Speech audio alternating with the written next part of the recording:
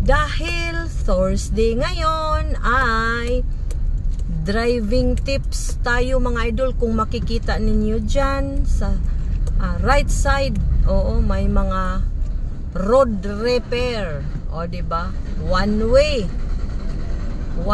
only.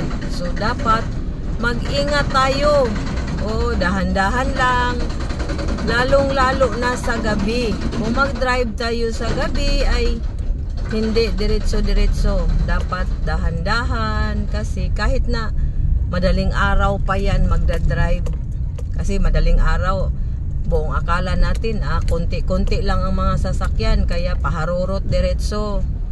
Oo, dahan-dahan, lalong-lalo na kung hindi natin kabisado ang daan. Hindi tayo diretso-diretso mag-drive, kasi hindi natin maiwasan na may mga road repair. Yun makikita ninyo dyan,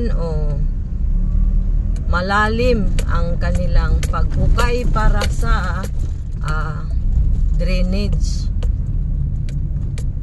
Minsan hindi kumpleto ang kanilang paglalagay ng mga warnings, kaya yan ang cause ng mga pagka-aksidente, kasi diretso-diretso sa drive, hindi nila titingnan na may mga road repair, tapos kulang pa sa mga safety warnings, ganyan.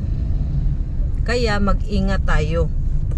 At saka katulad nito na one way, salit-salitan, kasi half ng kalsada ay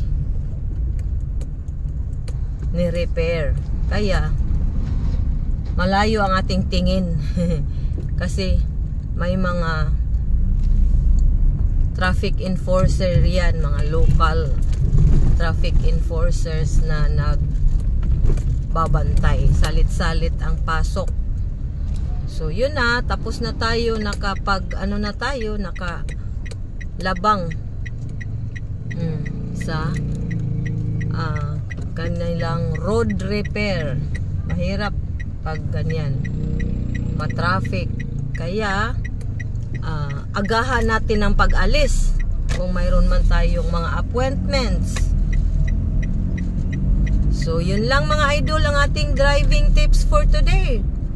Sana nakatulong. Maraming salamat. Marami pa po akong video. Monday is beauty tips, Tuesday Facebook tutorials, Wednesday is usapang love life, Thursday driving tips, Friday ay cooking tips, Saturday pangkabuhayan or budgeting tips, Sunday is spiritual and motivational topics. So yun lang mga idol, sana nakatulong at mag-ingat tayo.